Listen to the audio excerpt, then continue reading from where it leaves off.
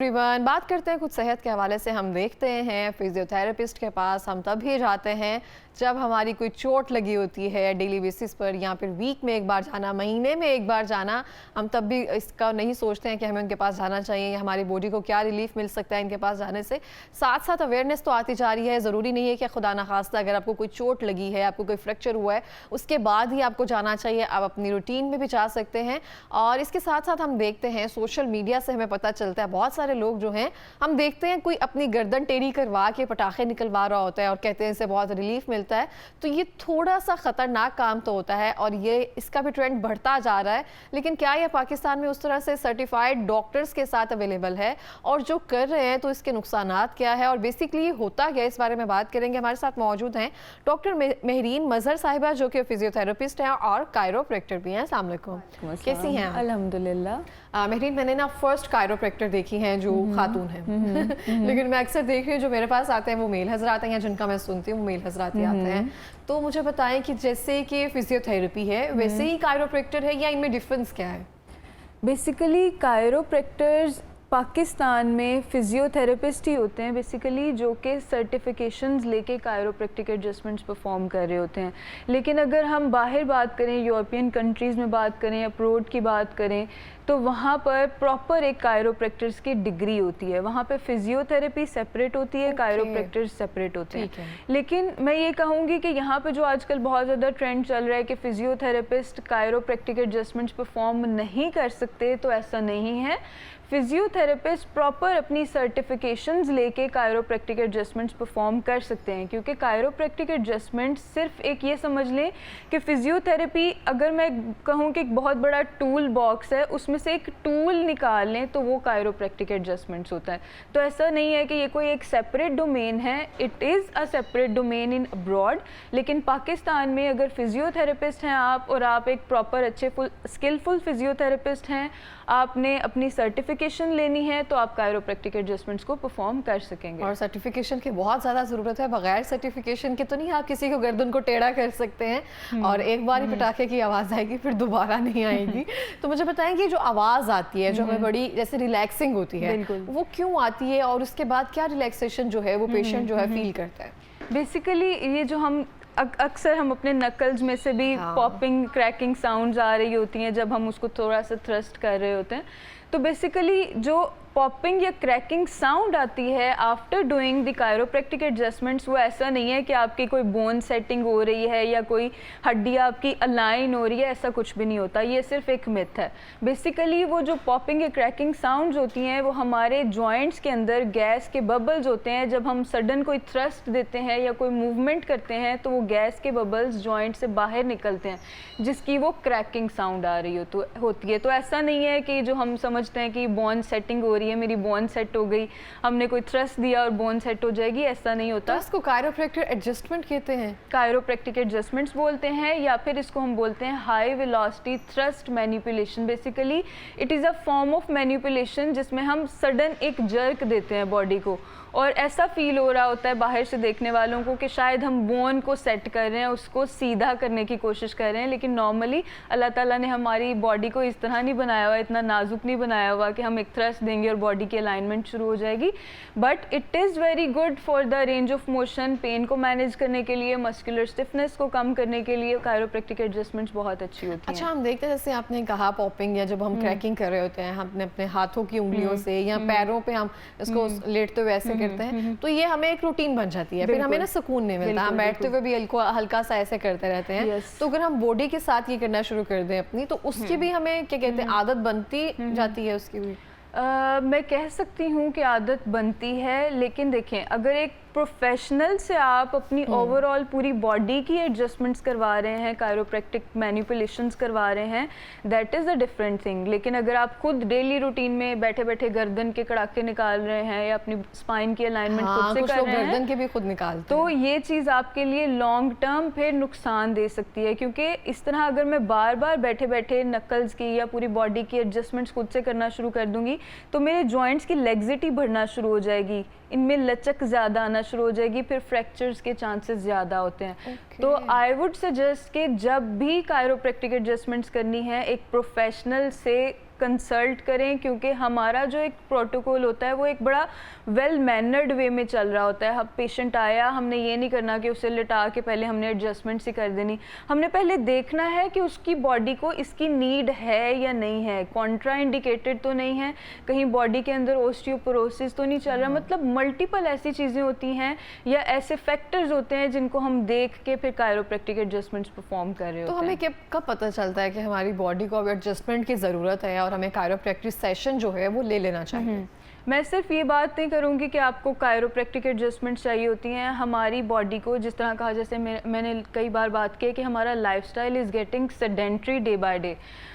हम एक दिन में कोई 8 से 10 घंटे की सिटिंग ही कर रहे होते हैं। तो एक नॉर्मल ह्यूमन बीइंग जो कि इतना सेडेंट्री लाइफस्टाइल गुजार रहा है, लैपटॉप के आगे बैठ के काम कॉन्स्टेंटली करना होता है उसने, अगर उसकी बॉडी में और इश्यूज़ नहीं चल रहे, तब भी महीने में एक आधा बार उसको फिजियोथेरेपिस्ट और कायरोप्रैक्टर के पास ज़रूर जाना चाहिए अपनी बॉडी की प्रॉपर अलाइनमेंट के लिए। उसमें अलाइनमेंट में बोन सेटिंग नहीं आएगी, सिर्फ कायरोप्रैक्टिक एडजस्टमेंट्स नहीं आएंगी, उसमें प्रॉपरली उसकी स्ट्रेंथ ट्रेनिंग, उसकी स्ट्रेचेज, उसकी मोबिलाइजेशन। मतलब ऐसा नहीं है कि अगर आप एक कायरोप्रैक्टर या फिजियोथेरेपिस्ट के पास जाएंगे तो वो सिर्फ आपके कड़ाके निकाल के आपको वापस भेज देगा। वो प्रॉपर 1 आवर का सेशन होता है जिसमें असेसमेंट के बाद एक ट्रीटमेंट प्लान बन रहा होता है। तो आई वुड सजेस्ट कि जितने भी लोग हैं जो चाहे नॉर्मल लाइफस्टाइल गुजार रहे हैं, उनको चाहिए कि महीने में एक आधा सेशन फिजियोथेरेपिस्ट और कायरोप्रैक्टिक एडजस्टमेंट्स का ले लेना चाहिए। ये फिजियोथेरेपी के जो सेशन है इसको महीने में 1-2 बार लेना, बहुत सारे लोग जो है अब इसकी अवेयरनेस भी जाती जा रही है,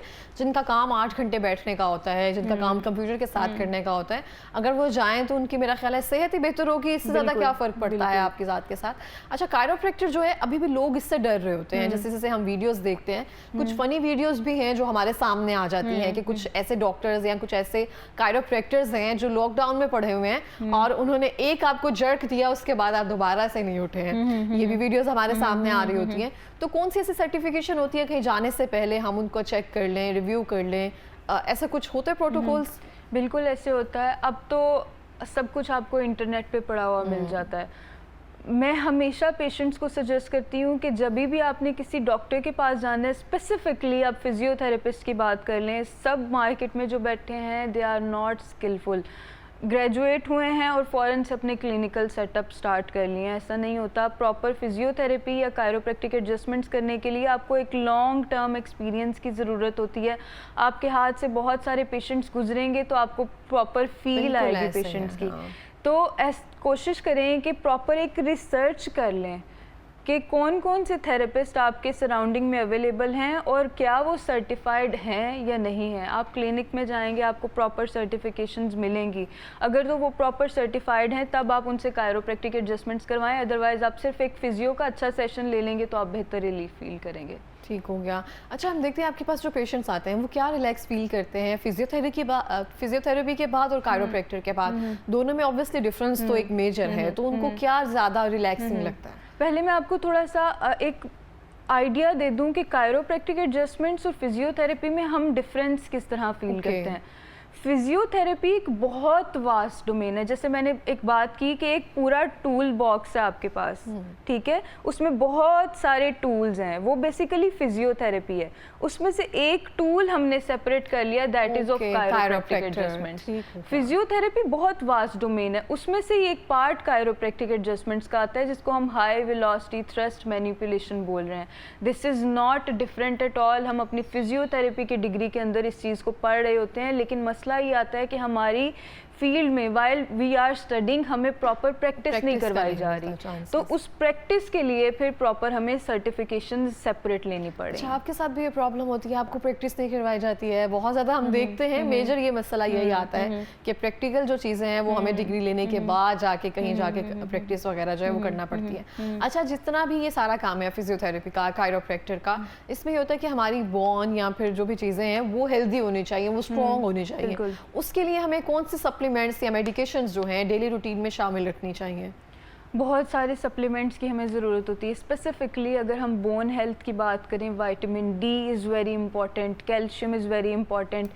और मस्कुलर हेल्थ की बात करें तो हमारे लिए मेथिकोबॉल बहुत ज़्यादा ज़रूरी है, मैग्नीशियम के सप्लीमेंट्स बहुत ज़्यादा ज़रूरी हैं। अगर हम नर्व्स की रिलैक्सेशन की या नर्व्स की स्ट्रेंथनिंग की बात करें तो उसमें हमारे पास न्यूरोबियन आ जाता है, विटामिन B12 आ जाता है। तो ये सारे सप्लीमेंट्स हमारी डाइट्स में इंक्लूड होना ज़रूरी हैं। कुछ चीज़ें हमें अपनी प्रॉपर डाइट में मिल जाती हैं, कुछ हमें बाहर से सप्लीमेंट्स लेने पड़ते हैं। कोशिश करें कि विटामिन D और कैल्शियम को तो लाजमी अपनी हेल्थ उसमें डाइट में इंक्लूड किया जाए। अच्छा, जैसे आपने कहा वेन्स की स्ट्रॉन्ग, मतलब उन सबको ठीक करने के लिए, बहुत सारे नर्व सिस्टम के लिए मैंने देखा है बहुत सारे लोगों को ना जैसे जिगजैग वेन्स जो है वो बनना शुरू हो जाती हैं, या हल्का सा गुच्छा बनना शुरू कर देता है, वेन्स इकट्ठी शुरू हो जाती हैं। इसकी क्या रीज़न होती है? वेरिकोज वेन्स बेसिकली उन्हें बोलते हैं, और हमारी टांगों में अक्सर नीली नीली कलर की वेन्स हमें नज़र आ रही होती हैं, पैरों के अंदर वेन्स नज़र आ रही होती हैं। बाज़ दफ़ा ऐसा होता है कि हमारी लेग्स की, क्योंकि हमारी लेग्स वो एरिया है जो जिसमें ब्लड सर्कुलेशन इतनी अच्छी नहीं होती। अब अगर मेरा लाइफस्टाइल ऐसा है कि मैं बहुत ज़्यादा सिडेंट्री हूँ, प्रोलॉन्ग सिटिंग कर रही हूँ, या मेरा काम ऐसा है कि मैंने प्रोलॉन्ग स्टैंडिंग बहुत ज़्यादा करनी है, जैसे ख़वातीन किचन में खड़ी होती हैं, 8-8 घंटे खड़ी हैं, 3-3 4-4 घंटे किचन में खड़े होकर काम कर रही हैं, या लोग हैं सिक्योरिटी गार्ड्स हैं, बिल्कुल ऐसे टीचर्स पढ़ाते हैं, वो भी खड़े रहते हैं। तो उनकी प्रोलॉन्ग स्टैंडिंग की वजह से, ब्लड सर्कुलेशन अच्छी ना होने की वजह से फिर वो वेरिकोज वेन्स डेवलप होना शुरू हो जाती हैं। तो physiotherapy is one of the best way उसको डील करने के लिए। तो आई वुड सजेस्ट जिनको भी वेरिकोज वेन्स का इशू आता है वो जल्दी इसको डील कर लें, क्योंकि ये नुकसानदेह हो सकता है, आगे जाके बहुत लॉन्ग टर्म फिर नुकसान होते हैं इसके। हम डेली लाइफ में एक्सरसाइजेज जो हैं वो कौन से शामिल कर सकते हैं? जैसे आपने कहा बहुत सारे लोग होते हैं जो बैठे रहते हैं, जिनका काम है 2-4-6 घंटे बैठना, वो अपने आप को रिलीफ कैसे दे सकते हैं जब वो घर जाते हैं? क्योंकि वो थक कितना चाहते हैं, उसके बाद कुछ भी जो है परफॉर्म करने की हिम्मत तो ऑब्वियसली नहीं रहती है, लेकिन कोई 5 मिनट 2 मिनट ऐसा कोई रूल हो जाए जो उसको कर सकें, या स्ट्रेचिंग कर सकें। स्ट्रेचेस आप कर सकते हैं, स्पेसिफिकली 3 से 4 मिनट के भी कुछ स्ट्रेचेस होते हैं, लेकिन स्ट्रेचेस मैं कहूँगी कि आप उस वक्त करें जब आपके मसल्स की स्ट्रेंथ अच्छी है। Majorly it is very important कि आप स्ट्रेंथ ट्रेनिंग को थोड़ा सा इंक्लूड करें, और स्पेसिफिकली ये जो हमारे 40 इयर्स के बाद वाले लोग हैं, 40 इयर्स के बाद वाला एज ग्रुप है, इनके लिए मसल्स की स्ट्रेंथ गेन करना बहुत ज़रूरी है। जैसे अब अगर हम अपने पेरेंट्स की बात करें, उन्हें होता है कि नहीं वी आर गेटिंग ओल्ड, हम बस अब थोड़ी रिलैक्सेशन की तरफ जाएं, नहीं, उनको चाहिए कम से कम भी 30 मिनट्स का कोई ना कोई स्ट्रेंथ ट्रेनिंग का वर्कआउट करें। कार्डियो से ज़्यादा मैं कहूँगी कि स्ट्रेंथ ट्रेनिंग इम्पॉर्टेंट है हम सब के लिए, चाहे वो यंग वाला ग्रुप है, यंग एज ग्रुप है, चाहे वो ओल्ड एज ग्रुप है। और स्पेसिफिकली ओल्ड एज में, क्योंकि हमारी बोन्स के अंदर डिजेनरेटिव चेंजेस शुरू हो जाते हैं, ऑस्टियोपोरोटिक होना शुरू हो जाती हैं, तो हमारे मसल्स उनको सपोर्ट करने के लिए, उन जॉइंट्स को सपोर्ट करने के लिए, उसके लिए ज़रूरी है कि हम अपने मसल्स की स्ट्रेंथ ट्रेनिंग करें। अगर हम स्पेसिफिकली वर्कआउट की बात करें, जैसे अगर हम रात को सो के सुबह उठे हैं, गर्दन अकड़ी हुई है, तो उसके लिए कुछ स्पेसिफिक स्ट्रेचेस कर सकते हैं बैठे बैठे, वो मैं आपको गाइड कर देती हूँ। सिंपली आप जैसे सो के उठे हैं, आपको लग रहा है कि नेक के मसल्स में बहुत ज़्यादा खिंचाव है, या आपका पिलो ठीक नहीं था, तो आपने सिंपली कुछ रेंज ऑफ मोशन एक्सरसाइजेस कर लेनी है बेड से उठने से पहले। जैसे आप फॉरवर्ड फ्लेक्शन करेंगे, गर्दन नीचे लेके जाएं, होल्ड करके रखें 10 सेकेंड्स के लिए, एंड देन रिलैक्स। फिर अपवर्ड मूवमेंट करनी है, देन रोटेशंस परफॉर्म करना शुरू करें बोथ साइड्स के ऊपर। फिर सिंपल आपने पीछे से बिहाइंड द चेयर या बेड से पकड़ के ऑपोजिट साइड पे नेक को लेके जाना है, hold it for 10 seconds and then relax. 10-10 repetitions आप दोनों साइड्स पे परफॉर्म कर सकते हैं, और कोशिश करें कि ब्रीद इन ब्रीद आउट के साथ स्ट्रेचेस को परफॉर्म किया करें।